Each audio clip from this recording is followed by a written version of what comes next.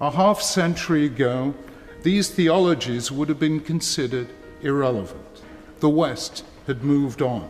After a century of religious wars following the Reformation, it recognized the need for the secularization of power.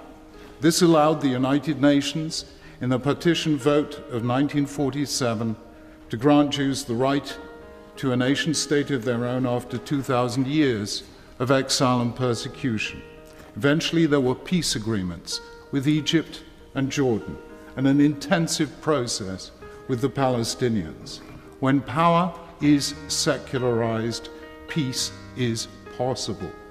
Today, though, throughout the Middle East and parts of Asia and Africa, there is a seismic shift taking place in the opposite direction. People are de-secularizing. They feel betrayed by secular nationalist governments that failed to deliver prosperity and national pride. They consider the national boundaries imposed by colonial powers to be artificial and obsolete. They're uninspired by the secular culture of the West with its maximum of choice and minimum of meaning. And they have come to believe that salvation lies in a return to the Islam that bestrode the narrow world like a colossus for the better part of 1,000 years. And although their faith is hostile to modernity, they sometimes understand modernity better than its own creators in the West.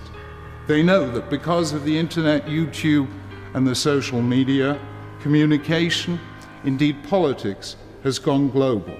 And they also know that the great monotheisms are the most powerful global communities in the world, far broader and deeper in their reach than any nation state.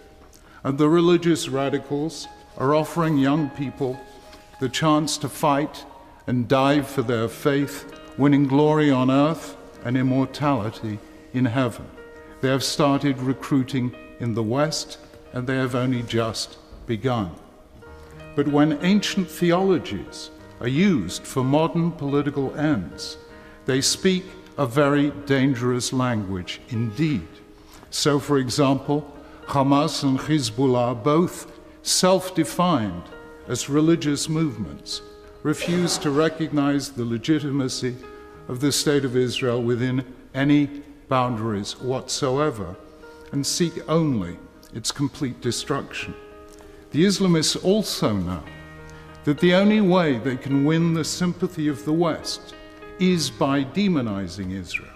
They know you cannot win support for ISIS, Boko Haram, or Islamic Jihad. But if you can blame Israel, you will gain the support of academics, unions, and parts of the media, and you will distract attention from the massacres in Syria and Iraq, the slow descent of other countries into chaos, and the ethnic cleansing of Christians throughout the region.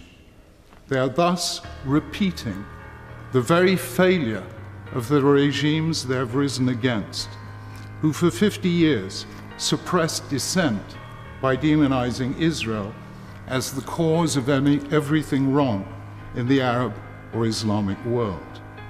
When you blame others for your failures, you not only harm the others, you harm yourself and your people.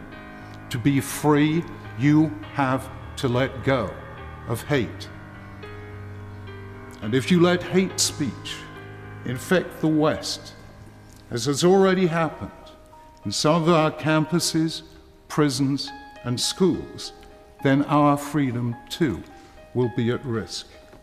My lords, I and the vast majority of the Jewish community care deeply about the future of the Palestinians.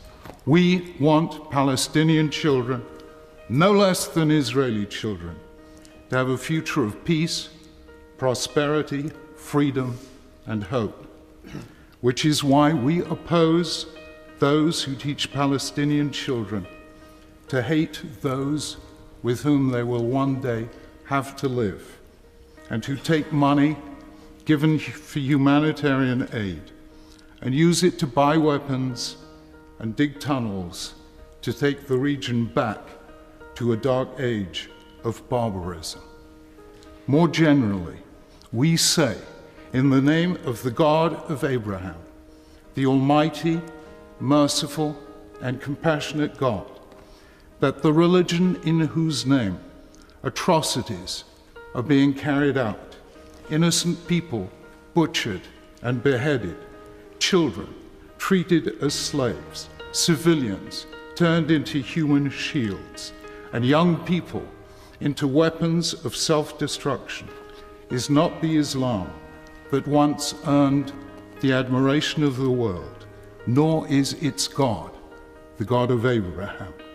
And it will only be when we make space for one another as brothers and sisters that we will redeem the world from darkness and walk together in the light of God.